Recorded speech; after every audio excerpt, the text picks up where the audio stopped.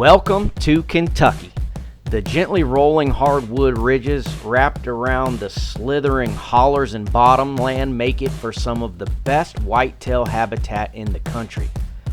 Now, I've hunted turkeys and whitetails a couple different times around the state, and it never disappoints. First morning, we're just scouting on Onyx, and I've got some pins that I had marked, and Caden's running the camera for me today, and he's got some pins marked back here too. So we're just gonna go up and start looking. This is Big Woods where we're hunting here in southern Kentucky. Not a whole lot of ag. There were some ag fields down here in this bottom. Last year it was planted. It's not planted this year, it's just wheat fields. Most likely we'll find just truck hood size scrapes dug down like 5-6 inches, and just trees like as big as my waist, so more like that, just shredded. That's what we're hoping for. Now, this camp is hosted by my good buddy Clayton Bond. Clayton and I were both active duty Army officers at the same time. While I was in Fort Stewart, Georgia with the 3rd Infantry Division, Clayton was with the 101st Airborne out of Fort Campbell, Kentucky. Yeah, I was jealous of that post. You'll see more of Clayton's hunt on the next episode. This saddle is fire.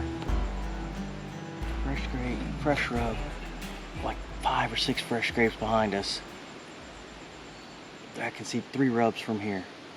Yeah, this little saddle right here is freaking money. That's a big scrape too. This is first hunt in Kentucky. Got the brand new Matthews V3.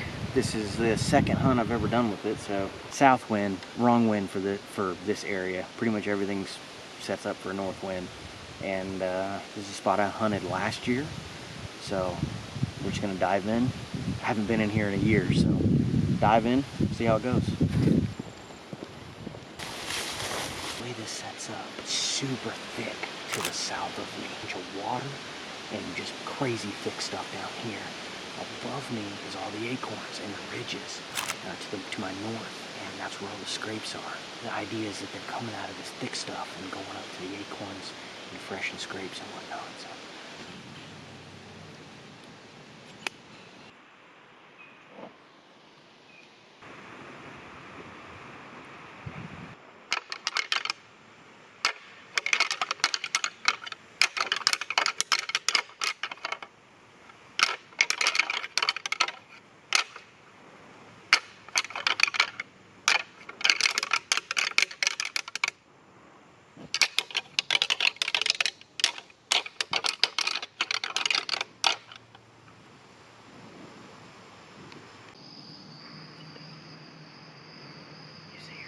Yeah.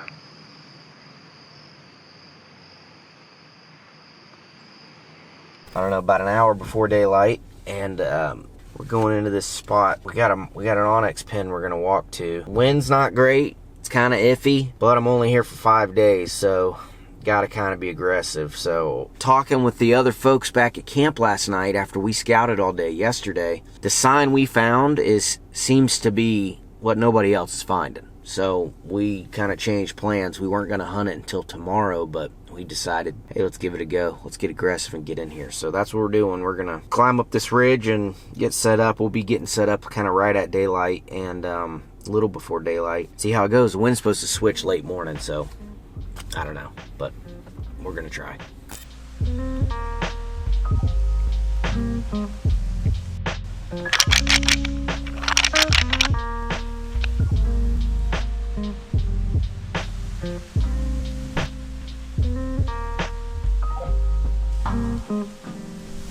This wind is freaking brutal. It's blowing like 15-20 mile an hour, and it's not supposed to stop all day. We haven't seen anything. We had 2 deer blow as we were coming in, but no deer. I'm surprised but not surprised. I figured we'd see something because we can see a long way, but this wind is really strong, and it's hot kind of still. It's only like 70 degrees, 65 degrees, so we're gonna get down, get out of here, go scout some more, try to find a spot for this evening, and then probably be back here in this tree in the morning.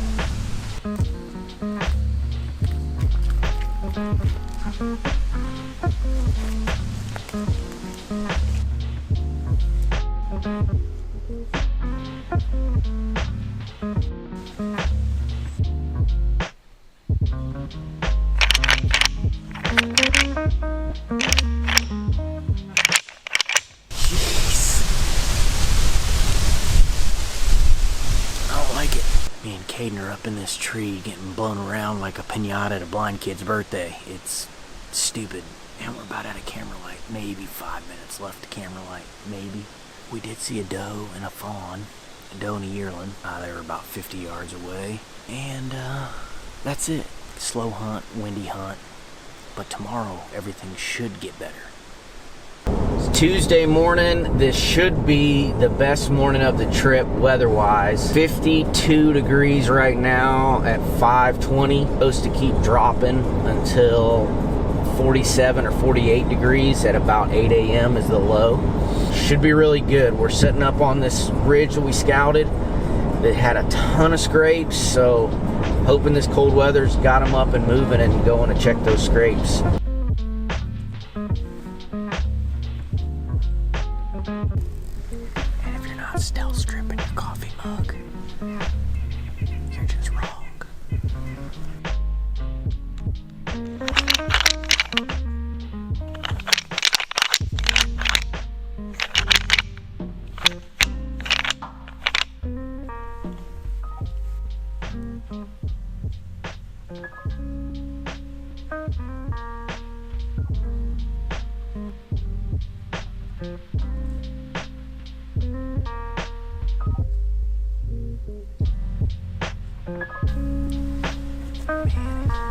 If we were here a week later, it would be on.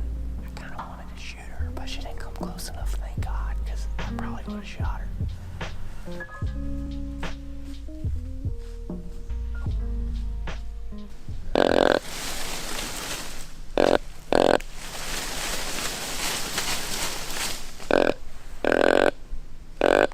Lunchtime. It's a little after 11. We sat all morning and only saw that doe and fawn. We did have one unidentified deer that came down through the bottom. That's it. Slow morning. Slow morning for most people. A few people saw bucks. One guy missed. You suck, Brett. That's it. So we're gonna pack it up and go to a different spot. Try something else this afternoon. Caden and I found this spot scouting at midday a couple days earlier in the week. Now, we needed a very specific wind in order to hunt it effectively, so we waited for the chance. As soon as Ma Nature decided to throw us a bone, we tried to take advantage.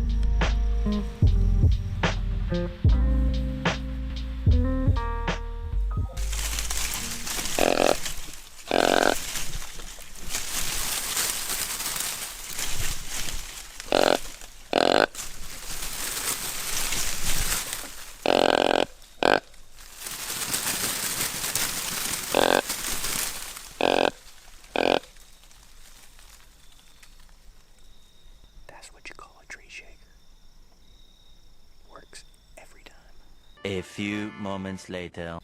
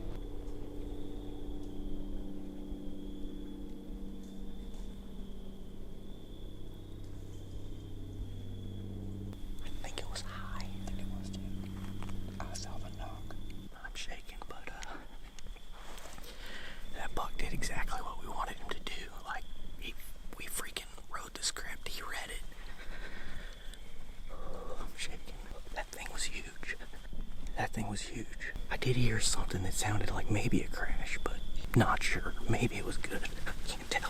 God dang. We're gonna get out of here. Just sneak out back to the truck. I'm not even gonna touch anything until in the morning. We'll come back.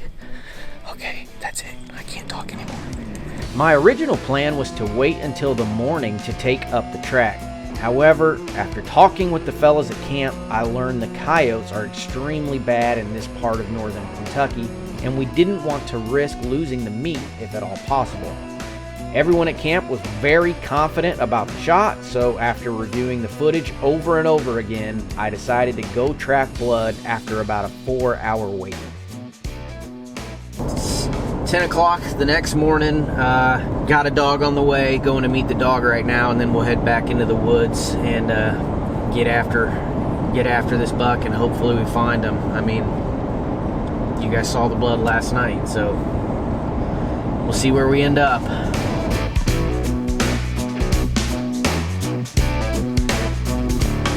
If you're a bow hunter, you've been in this scenario, and you've been where I am right now, and you're replaying everything in your head 1,000 times over. What did you do wrong? What could you have done differently? And I've had, almost 24 hours to chew it over, and I really don't think I did anything wrong this time. I have done it wrong in the past. I think about 5 or 6 years ago on my hunt in Illinois when I made a poor choice and I shot a deer and I lost that deer. That was my fault. Looking back, kind of thinking through everything again and talking it over with Caden, who was there with me, we both kind of feel like, I made a good shot. The deer he was tense, and he whirled and ducked at the shot, and it caused me to hit one lung, and which the best we can figure is one lung. And and we did everything in our power to recover the deer. We searched till midnight last night, and then we came back out here as soon as the dog could get here, and we've covered over 5 miles today looking for this deer. Is he alive? Is he dead? Who knows? My best guess is that he's alive. The tracker seems to think that he's alive, so I feel like I did everything that I can do, and the folks with me, big shout out to Hunter, Lindsay, and Caden for helping with this. And we all kind of feel the same way, like it's no sign. We grid searched, we did pretty much everything you can do. It's pretty frustrating. There's rain coming in later on, and it's pretty much going to be the end of it. So we didn't get a whole lot out of the dog. He passed where we had blood last night. We didn't really get much further than that. And then you go back, and to keep talking, I'm rambling, I'm sorry, but to go back, and then I second guess my decision to come in here last night. Did we push him? Maybe. It was dead calm still last night, and we never ever heard a single deer get up and run away. Does that mean that he didn't? No, but we suspect that we didn't push him. We gave him 3 hours before we even came and was on the track. So anytime you screw up like this, you're always second guessing every decision that you make. If you're a bow hunter, you know what I'm talking about. And so that's kind of where I am now. Got to try to regroup and not let it get me down too much, even though I'm pretty upset. I was a big buck, probably the second biggest buck I ever shot. So I'm pretty frustrated, pretty upset, but that's how it goes. I feel confident that I did the best that I could in that scenario, so that's how it goes sometimes. Guys, I was trying to look calm and collected for the camera, but my insides were totally a mess. Wounding and losing an animal is the worst case scenario in bow hunting. It's awful. All you can do is try to be better and look for redemption. Little did I know, less than 1 week later, I would get my chance.